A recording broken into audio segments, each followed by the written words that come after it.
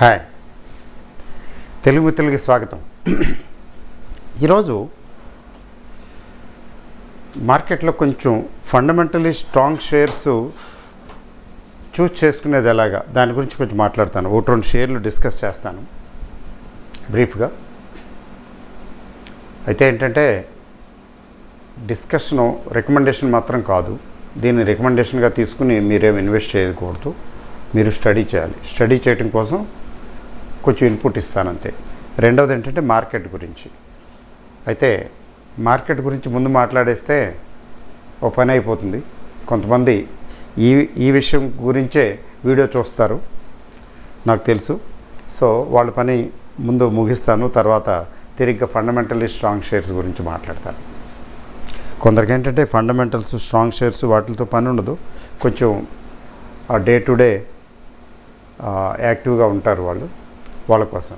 Market ఈరోజు 83 పాయింట్లు పెరిగింది. Nifty it's very good indication. Very good indication అంటే గుడ్ బ్యాడ్ అని మనం కామెంట్ చేయడం కాదు, కానీ మార్కెట్లో ముఖ్యంగా బ్యాంక్ నిఫ్టీలో బ్యాంక్ షేర్స్ బాగా డౌన్ అయి ఉన్నాయి కదా, అందువల్ల బ్యాంక్ నిఫ్టీ రికవరీ అని చెప్పాలి. మెయిన్గా బ్యాంక్ నిఫ్టీ రికవరీ, తర్వాత నిఫ్టీ రికవరీ. బ్యాంక్ నిఫ్టీలో ఒక భాగం కదా. కొన్ని షేర్లు రికవర్ అవటం వల్ల కొంచెం మార్కెట్ ఈరోజు రికవర్ అయింది డ్రామాటిక్గా. అంటే నిన్న 100 పాయింట్లు చిల్లర తగ్గింది, ఈరోజు 80 పాయింట్లు చిల్లర పెరిగింది. అంటే బుల్స్ ధీటుగా సమాధానం చెప్పడానికి సమాయత్తమయ్యారని అర్థం. అది కాకుండా ఈరోజు బ్యాంక్ నిఫ్టీ ఆప్షన్స్కి వీక్లీ సెటిల్మెంట్ కూడా కదా కొట్టిపారేశారు, బేర్స్ని కొట్టిపారేశారు. ఇవన్నీ టెంపరీ థింగ్స్, ఇలా జరుగుతూ ఉంటాయి. అసలు విషయం ఏంటంటే ఈరోజు మార్కెట్ నిఫ్టీ పెరిగినప్పటికి కూడా mid cap small cap negative రెడ్లోనే ఉన్నాయి. మిడ్ క్యాప్లో రికవరీ, స్మాల్ క్యాప్లో రికవరీ రాలేదు. అయితే ఇంకొంచెం పైకి వస్తే మార్కెట్ ఇంకొంచెం రికవర్ అయితే లేదు, స్టేబుల్గా పెద్దగా పెరగకపోయినా స్టేబుల్గా ఉంది, పర్వాలేదు, మెయింటైన్ అవుతున్నది అనే పరిస్థితి వస్తే అప్పుడు స్మాల్ క్యాప్ మిడ్ క్యాప్ బయింగ్కి వెళ్తారు. ప్రస్తుతం మిడ్ క్యాప్ స్మాల్ క్యాప్స్లో బయింగ్ లేదు. ఎఫ్ఐఐస్ కంటిన్యూస్గా అమ్ముతూనే ఉన్నారు కదా, విసుగు చెందిన విక్రమార్కుల్లాగా. అది కంటిన్యూ జరుగుతూనే ఉంది. డిఐఎస్ మన ఇండియన్ ఇన్స్టిట్యూషనల్స్ మ్యూచువల్ ఫండ్స్ వీళ్ళు నిరవధికంగా కొంటూనే ఉన్నారు. వాళ్ళు అమ్ముతూనే ఉన్నారు, వీళ్ళు కొంటూనే ఉన్నారు. వాళ్ళకి అమ్మటానికి ఇన్ని ఎక్కడి నుంచి వచ్చినాయో అర్థం కాదు. వీళ్ళకి కొనటానికి ఎక్కడి నుంచి వచ్చినాయి అంటే మాత్రం ఫండ్స్ ఉన్నాయి. ప్రజలు మ్యూచువల్ ఫండ్స్లో ఇన్వెస్ట్ చేస్తున్నారు. ముఖ్యంగా లాస్ట్ 2 ఇయర్స్లో కొంచెం మంచి రిటర్న్స్ కనిపించడం వలన మ్యూచువల్ ఫండ్స్ బెటర్ అనే అభిప్రాయానికి రావటం వలన కొంచెం ఎక్కువ సేఫ్ కూడా కదా. ఇండివిజువల్గా ఈక్విటీ షేర్స్లో ఇన్వెస్ట్ చేస్తే ఏమవుతుందో తెలియదు. అంటే అక్కడ కూడా రిస్క్ లేదని కాదు, కానీ కొంచెం చాలా తక్కువ రిస్క్ ఉంటుంది. ఎందుకంటే వాళ్ళు చేస్తుంటారు కదా, బాగా తెలిసిన వాళ్ళు, ఆరితేరిన వాళ్ళు చేస్తున్నారు కదా. అందుకని మ్యూచువల్ ఫండ్స్ రూట్ సేఫ్. దాని దృష్ట్యా అందువలన ఇప్పుడు ఏమవుతున్నది అంటే జిగ్జా సీసా గేమ్ నడుస్తున్నది. సీసా గేమ్ నడవటం అంటే 10,800 ఒక బెంచ్ మార్క్ అయితే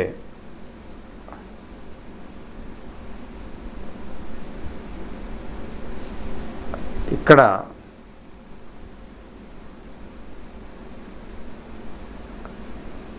10,400 ఇంకో బెంచ్ మార్క్ అయింది. 420 430 అనుకుందాం.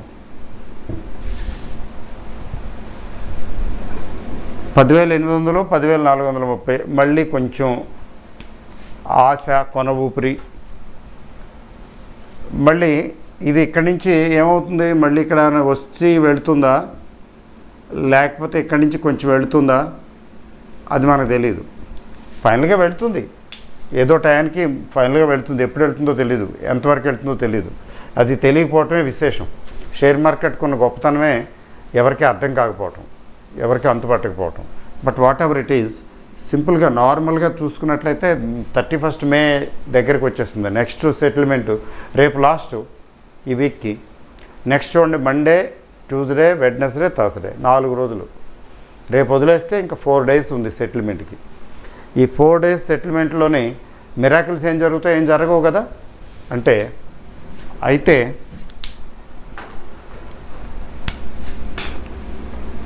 ఇంకొంచెం 10,600 లేదు, ఇంకా తీసుకొస్తే మళ్ళీ 10,450 అట్లా 10,500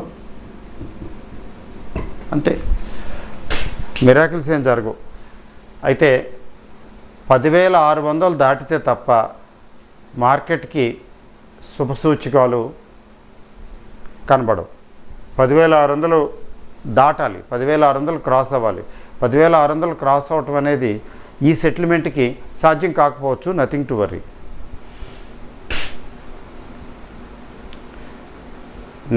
we have to wait for the next settlement. Next settlement ఎట్లా ఉంటుందో చూడాలి. సాధారణంగా ఏంటంటే ఏం చెప్తారంటే మే అనేది కొద్దిగా సెల్లింగ్ మోడ్లో ఉంటుంది. ఎప్పుడు మే నెలలో సెల్లింగ్ ఉంటుంది అని. మరి ఎందుకు ఉంటుంది? అట్లా ప్రతిసారి ఉండాలనేం లేదు, కొంచెం మేలో సెల్లింగ్ ఉంటుందని. సరే, మే వెళ్ళిపోయిన తర్వాత జూన్లో ఎలా ఉంటుందో చూద్దాం. మనం చూడటమే తప్ప ఏమీ ఆశ్చర్యపడాల్సిన పని లేదు. తర్వాత చాలామంది విస్తుపోతూ ఉండొచ్చు. ఒక్కొక్క కంపెనీకి రావాయా నూరా కుస్తీ గోదాములో చూసారా, కుస్తీ పోటీల్లోనా పట్టు, మీరిద్దరు పట్టండి. అట్లాగా కుస్తీ రావటం అంటే కంపెనీకి రిజల్ట్స్ వస్తున్నాయి. రిజల్ట్స్ దాదాపు బాగానే వస్తున్నాయి. వెరీ బ్యాడ్ రిజల్ట్స్ ఎక్కడొచ్చినాయి అంటే బ్యాంకులకు వచ్చినాయి. అది బ్యాంకులకి వెరీ బ్యాడ్ రిజల్ట్స్ వస్తున్నాయి అన్న విషయం ముందుగా తెలిసిందే, డిస్కౌంటెడే. సో వెరీ బ్యాడ్ రిజల్ట్స్ బ్యాంకులకిను, కొంచెం వెరీ గుడ్ రిజల్ట్స్ అని చెప్పలేం. కానీ గుడ్ రిజల్ట్స్ ముఖ్యంగా మెటల్స్ పర్వాలేదు. గుడ్ రిజల్ట్స్ ఐటీకి వచ్చినాయి కొద్దిగా, అంతే. మిగిలినవన్నీ కూడా okay. Bad results, very bad results రాలేదు కదా, అవకాశం లేదు. ఇంట్రెస్ట్ రేట్స్ పెరిగితే అప్పుడేమైనా కొద్ది ప్రాబ్లం రావచ్చు. సో మరి ఏమిటి అంటే చక్కగా ఒక్కొక్క కంపెనీ రావటం, రిజల్ట్ రావటం, అమ్మేయటం. అంటే రిజల్ట్ బాగుంది కదయ్యా, ఎందుకు పడిపోతున్నది షేర్ అని కొంచెం వింతగా చూస్తుంటారు. కొంచెం అంటే మార్కెట్ గురించి అంతగా అవగాహన లేని వాళ్ళు కొంచెం కన్ఫ్యూజ్ అవుతుంటారు. ఇదేంటిది, రిజల్ట్ బాగానే ఉందిగా, డివిడెండ్ కూడా ఇచ్చాడుగా, ఏంటి మార్కెట్ పడిపోతున్నది ఏంటి, తగ్గిపోతున్నది ఏంటి ఇది షేరు అంటారు. ఎందుకంటే మార్కెట్ బేర్ ఫేజు అంటే టెంపరీ బేర్ ఫేజ్లో ఉంది కదా మార్కెట్. ఈ టెంపరీ బేర్ ఫేజ్లో లేదా మీడియం టర్మ్ బేర్ ఫేజ్లో మంచి కంపెనీలు కూడా కోసి పారేస్తారు. అంటే ఎందుకు అమ్మేస్తున్నారు? ప్రతి కంపెనీ రిజల్ట్ బాగానే వస్తున్నది, అమ్మేస్తున్నారు. ఎక్కడో ఒకటోరా తప్ప మిగిలిన కంపెనీలు అన్నీ ఏంటి అమ్మిపారేస్తున్నారు, ఏంటి తగ్గిపోతున్నాయేంటి?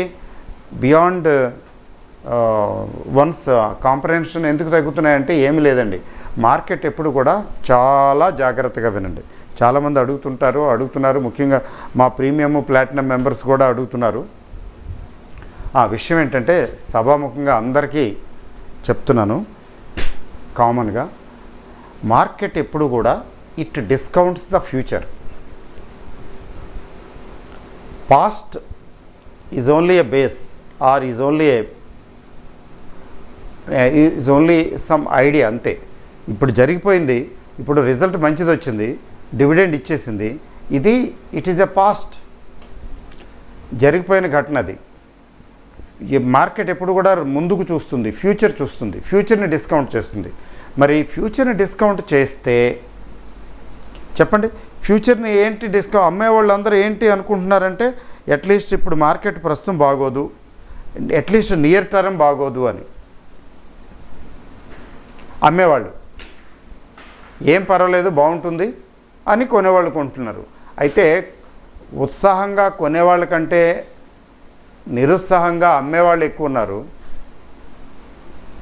మీరు ఎఫ్ఐఐస్ అనండి, ఎవరైనా అండి, నిజానికి ఎఫ్ఐఐసే చేస్తున్నారు ఈ పని. బల్క్గా ఎక్కువగా అమ్మేది ఎఫ్ఐఐసే. మామూలుగా ఇండివిజువల్ ఇన్వెస్టర్స్, బిగ్ ఇన్వెస్టర్స్ అమ్ముతున్నారంటే చాలా తక్కువ. బిగ్ ఇన్వెస్టర్స్ అమ్మేసుకున్నారు చాలా వరకు. ఇప్పుడేం ప్రత్యేకించే అమ్మటం లేదు, తక్కువే. అయితే ఎవరు అమ్ముతున్నారండి అంటే ఎఫ్ఐఐస్ అమ్ముతున్నారు మెయిన్గా, వాళ్ళు కనబడుతున్నారు. They have their own reasons. ఎందుకంటే కంట్రీ టు కంట్రీ చూస్తారు కంపారిజన్. వాళ్ళకి ఆ కంట్రీ ఇండియా కంటే బెటర్ అనిపిస్తే వెళ్ళిపోతారు. ఇప్పుడు నిఫ్టీ పిఈ 26 దాకా ఉంది, వాళ్ళకి నచ్చటం లేదు. అలా కాకుండా 30 దాకా ఉంది మిడ్ క్యాప్స్ అవిను. నడిచినంత కాలం నడిపారు, బడ్జెట్ చూశారు, బడ్జెట్ చూసిన తర్వాత వాళ్ళకి నమ్మకం పోయింది దీనికంటే అది బెటర్ అని. మనకి ఉన్నది ఒకటే, వాళ్ళకి చాలా ఆప్షన్స్ ఉన్నాయి. ఇండియన్స్కి ఒకటే ఆప్షన్ ఉంది. ఏదో అంటారు కదా, జీనాయహ మర్నాయహ ఇస్కే శివా జానా కహ. దానికి తగ్గట్టు మ్యూచువల్ ఫండ్స్ వాళ్ళకి చేతిలో బోల్డ్ డబ్బులు వస్తున్నాయి, బోల్డ్ అంతమంది ఇన్వెస్ట్ చేస్తున్నారు.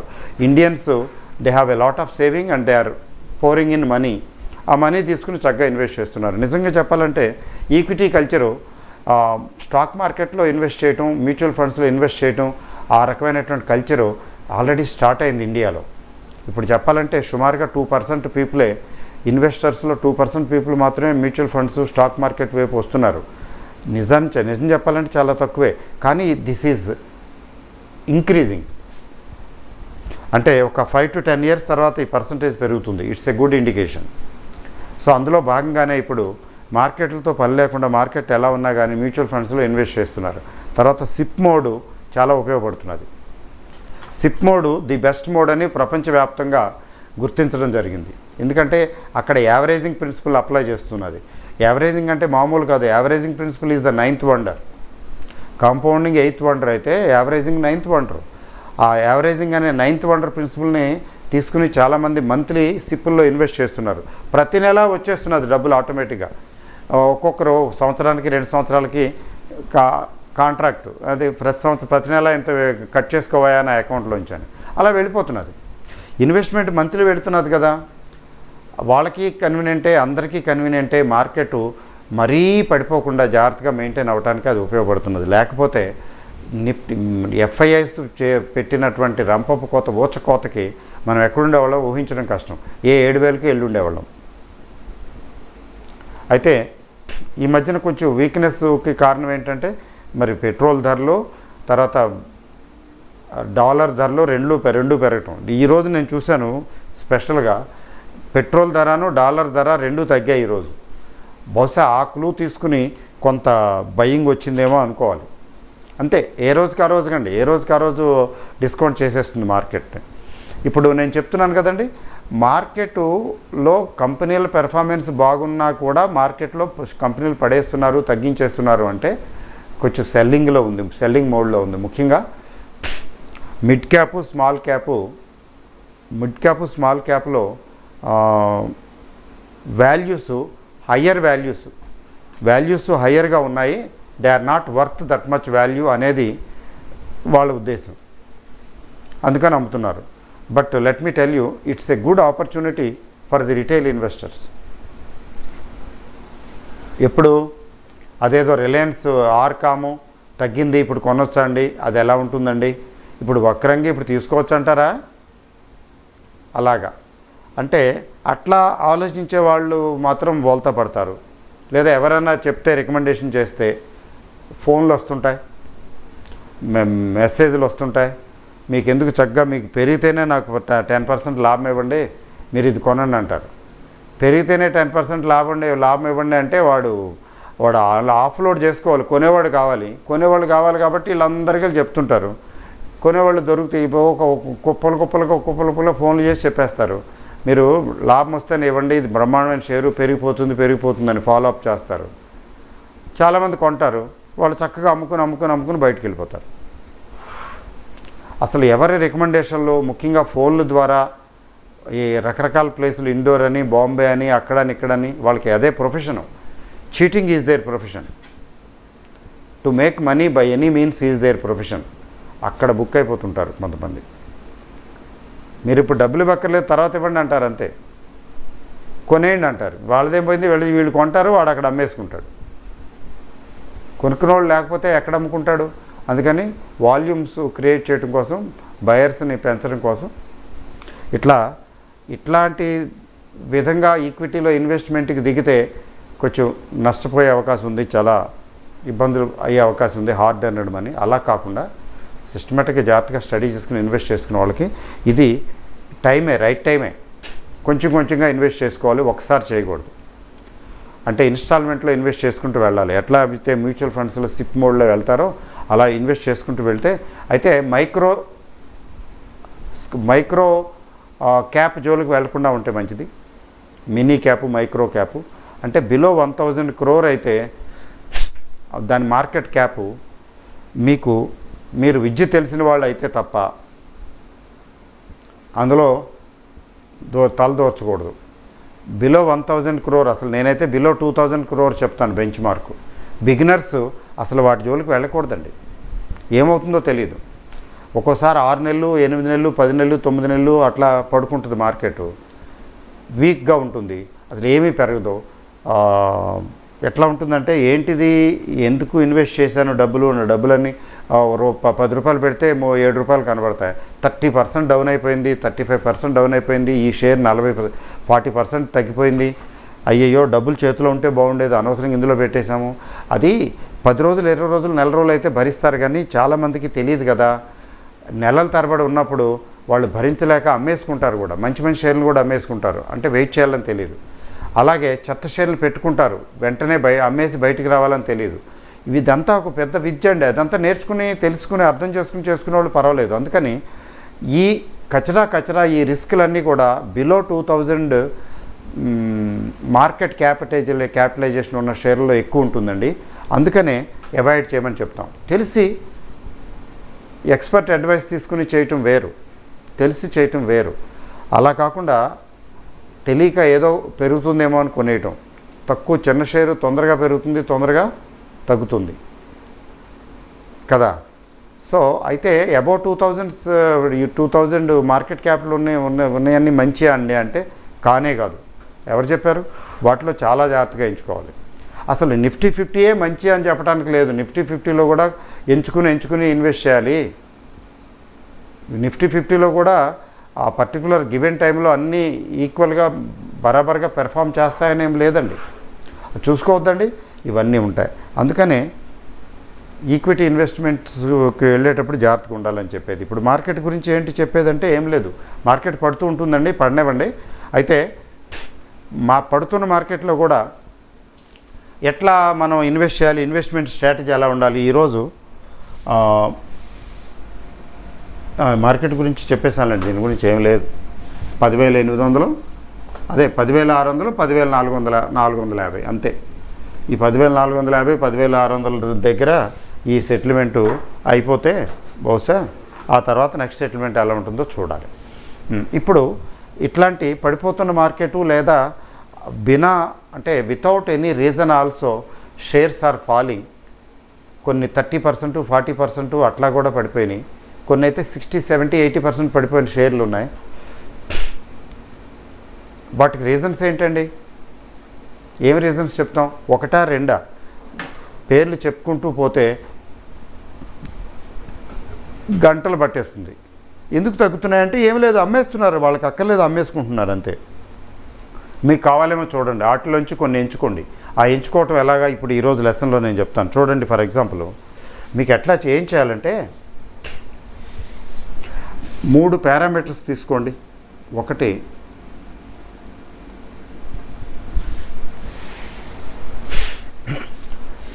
ఫండమెంటల్లీ స్ట్రాంగ్ షేర్స్ అండి.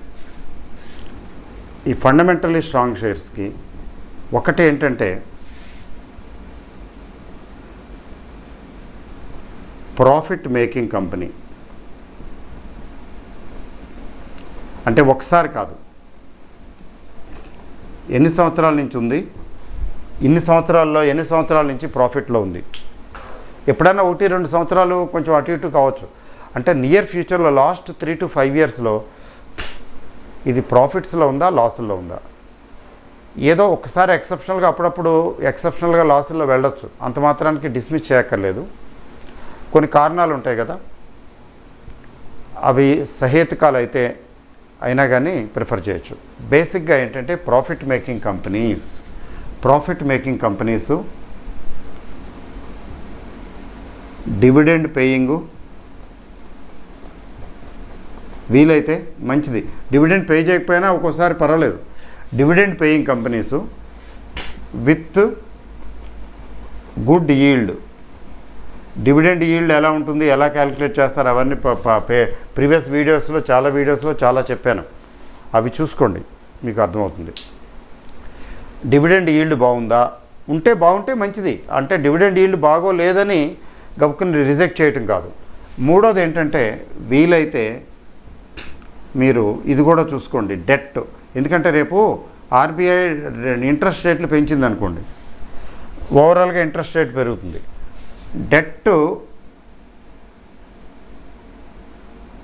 డెట్ ఫ్రీ లేదా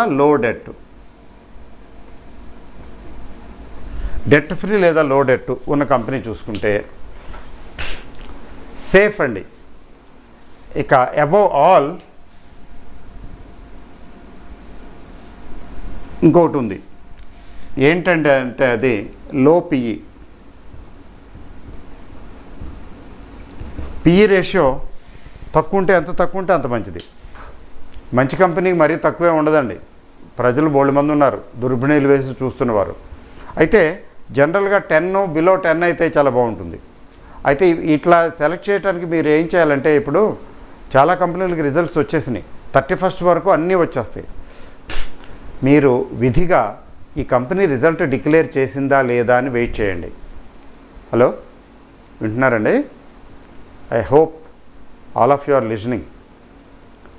ఈ కంపెనీ ఆల్రెడీ డిక్లేర్ చేసిందా రిజల్ట్ లేదా అని చెక్ చేయండి. రిజల్ట్ రాలేదనుకోండి, హాయిగా కూర్చోండి, వెయిట్ చేయండి రిజల్ట్ కోసం. రిజల్ట్ వచ్చిన తర్వాత చూడండి అది ప్రాఫిట్సా ఏమైనా అనుకోకుండా లాస్లోకి వెళ్ళిందా. లాస్లోకి వెళ్తే మాకెందుకు, బోల్డ్ అని ఉంది, చాయిస్ బోల్డ్ అంత ఉంది, పక్కన పెట్టండి, ప్రస్తుతానికి పక్కన చూద్దాం, తర్వాత చూద్దాం. లేదు, ప్రాఫిట్ వచ్చింది, కొంచెం ఎక్కువ తక్కువ, ఒకసారి లాస్ట్ ఇయర్ కంటే తగ్గుతుంది, లాస్ట్ ఇయర్ కంటే ఎక్కువ వస్తుంది, లేకపోతే బరాబర్గా వస్తుంది, చెప్పలేం. మొత్తానికి ప్రాఫిట్ వచ్చింది కదా, బాగానే, ఆల్మోస్ట్ పర్వాలేదు కదా, వచ్చింది. డివిడెండ్ కూడా డిక్లేర్ చేసిందేమో కదా, చేసింది.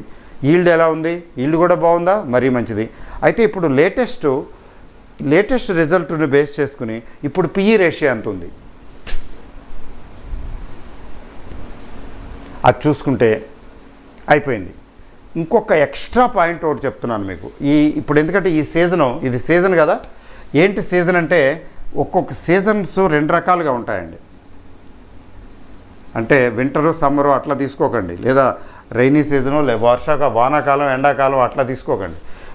మాకు ఢిల్లీలో అయితే ఇక్కడైతే 2 కాలాలు, శీతాకాలం, ఎండాకాలం. వర్షాకాలం ఉండదు. వర్షాలు పడితే కదా, ఎప్పుడో పడుతుంటాయి అనుకోకుండా, జనాలు పట్టించుకోరు. నేను ఉన్నాను అని గుర్తు చేయడానికి అప్పుడప్పుడు వర్షం పడుతుంది. అలాగే ఇప్పుడు సౌత్ తీసుకుంటే మెయిన్గా 2 కాలాలు, అయితే వానాకాలం లేదా ఎండాకాలం కదండి. శీతాకాలం అనేది ఏముంది, లేనట్టే. అట్లాగే సీజన్స్ అంటే ఈ సీజన్స్ అనుకోకండి. సీజన్స్ 2 రకాలుగా ఉంటాయండి. 52 వీక్ హై, 52 వీక్ లో, ఈ 2 సీజన్స్ ఉంటాయి. ఈ 2 సీజన్స్ తప్పనిసరిగా ఉంటాయండి షేర్ మార్కెట్కి. మీరు ఖచ్చితంగా అర్థం చేసుకోండి. మీరు గమనించండి, ఇప్పుడు ఇంతకుముందు కాకపోతే ఇప్పటి నుంచి గమనించండి. 52 వీక్ హై, 52 వీక్ లో ఖచ్చితంగా 2 సీజన్లు ఉంటాయి, ప్రతి షేర్కి ఉంటాయి కదా. అందుకని చూడండి, 52 వీక్ లో, 52 వీక్ హై రెండు చెప్తారు షేర్ గురించి. ఇవాళ ప్రైస్ సిఎంపి ఎంత, కరెంట్ మార్కెట్ ప్రైస్, దీని 52 వీక్ హై ఎంత, లో ఎంత, దీని మార్కెట్ క్యాపిటలైజేషన్ ఎంత, పాపం అంతా ఇన్ఫర్మేషన్ ఇస్తారండి. మనం ఏమీ పట్టించుకోకుండా, ఇగ్నోర్ చేయకుండా ఏదో కొని పరేయడానికి ప్రయత్నిస్తాం, లేదా అమ్మేస్తాం. ఇప్పుడు ఏ సీజన్ నడుస్తున్నదండి? 52 వీక్ లో సీజన్ నడుస్తున్నది. చాలా షేర్లు 52 వీక్ లోకి వస్తున్నాయి. అలా ప్రతిసారి సంవత్సరానికి ఒకసారి వస్తాయి. అయితే ఎక్కువ వచ్చిన సీజన్ని 52 వీక్ లో సీజన్ అంటాం. అలాగే ఎక్కువసారి హైగా వచ్చిన సీజన్ని 52 వీక్ హై సీజన్ అంటాం. 2 ఉంటాయి, చూసుకోండి మీరు కావాలంటే షేర్ మార్కెట్కి. ఇది సైకిల్. అయితే మీరు ఒక మాట చూడొచ్చు, ఇప్పుడు 52 వీక్ లో ఉన్నాయి షేర్లు చాలా వరకు, మెజారిటీ. మార్కెట్ ఇంకా వీక్ అయిపోతే, కమింగ్ 1 ఇయర్లో కానీ వీక్ అయితే ఓవరాల్గా ఇదే 52 వీక్ హై అవుతాయి. అవి 52 వీక్ లోకి వెళ్తాయి, అంటే ఫర్దర్లోకి వెళ్ళిపోయాను అనమాట. ఇవే హై అవుతాయి, అంటే అక్కడ అన్ని లాసుల్లో ఉంటాయి మన portfolio. That's a different issue. జనరల్గా అలా ఉండకపోవచ్చు. సో ఇప్పుడు 52 వీక్ లో సీజన్ అండి. మీరు సెలెక్ట్ చేసుకునేటప్పుడు profit making company, dividend paying with good dividend yield, తర్వాత డెట్ ఫ్రీ వీలైతే. డెట్ ఉంటే కూడా పర్వాలేదు, కాకపోతే గ్రోత్ ఉండాలి, ప్రాఫిట్ మేకింగ్ అయి ఉండాలి.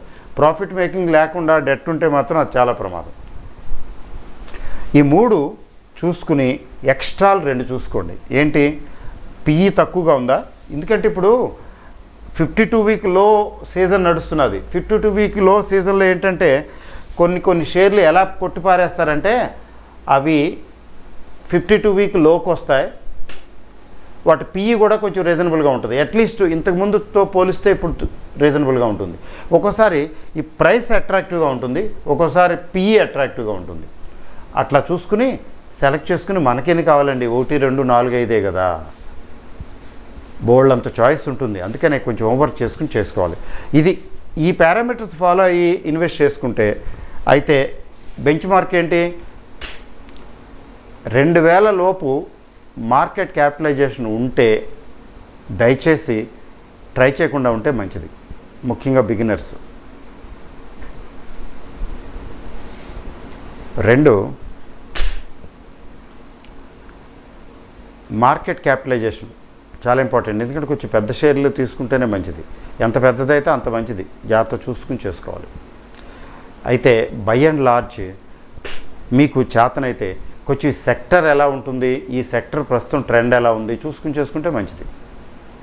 ఇప్పుడు ఇన్ఫ్రా రియల్ ఎస్టేట్ టైప్ అనుకోండి, 1-4 సార్లు ఆలోచించి ఇన్వెస్ట్ చేయాలి. ఎందుకంటే అవి పవర్ సెక్టరు ఇవన్నీ కొంచెం ఎప్పుడు కూడా ఇండియాలో పెర్ఫామ్ చేయవు ఎప్పుడో. కానీ ఫైనాన్స్ పర్వాలేదు, బాగానే ఉంటుంది. అయితే వీక్ మార్కెట్లో ఫైనాన్స్ కూడా పనిచేయదు. ఇప్పుడు ప్రస్తుతం తీసుకుంటే ఏం కనబడుతున్నది, ఐటీ ఇండస్ట్రీ టైపు బాగానే కనిపిస్తున్నది. తర్వాత ఫైనాన్స్ షేర్స్ కూడా బ్యాంక్ వదిలేస్తే, పబ్లిక్ సెక్టర్ బ్యాంక్స్ వదిలేస్తే ఓవరాల్గా అవి కూడా కొంచెం జనరల్గా బాగానే ఉంటాయి. ముఖ్యంగా ఎన్బిఎఫ్సిస్, ఫైనాన్స్గా non banking financial companies type కొద్దిగా బాగానే ఉంటాయి. అంటే చూడండి, ఒక ఫైనాన్షియల్ ఇయర్, ఇప్పుడు కొత్త ఫైనాన్షియల్ ఇయర్ స్టార్ట్ అయింది కదండి. ఈ ఫైనాన్షియల్ ఇయర్, ఈ రాబోయే ఫైనాన్షియల్ ఇయర్ ఎలా ఉంటుంది, ఎలా ఉండవచ్చు అనేది ఊహించుకుని మనం ఇన్వెస్ట్మెంట్లో దిగాలి. ఎలా ఉండొచ్చు అంటే ఇది చెప్పడం కష్టం. అయితే ఒక విషయం కూడా చెప్పచ్చు, వాలటైలిటీ ఎక్కువ ఉంటుంది. ఎలక్షన్స్ ఒకటి రాబోతున్నాయి, ఎలక్షన్స్ పేరు మీద కొంచెం అటు ఇటు ఊపుతూ ఉంటారు. తర్వాత ఏంటంటే మళ్ళీ నెక్స్ట్ గవర్నమెంట్ ఏదొస్తుంది అనేది అన్సర్టనిటీ. అది చాలా మేజర్ ఈవెంట్ కదండి, నెక్స్ట్ గవర్నమెంట్ ఏదనేది. ఎలక్షన్స్ ఉన్నాయి. అందుకని ఇట్లాంటప్పుడు ఏంటి, మనం స్లోగా స్టడీగా సిప్ మోడ్లోనే ఇన్వెస్ట్ చేసుకుంటూ వెళ్ళాలి. ఒకసారి నా దగ్గర 5 లక్షలు ఉంది, ఇప్పుడు ఎందులో పెట్టాలి, ఎందులో ఇన్వెస్ట్ చేయాలి, ఏం చేయాలి అని గౌక్కుని తీసి ఇన్వెస్ట్ చేయకూడదు. చేసే టైం కాదు.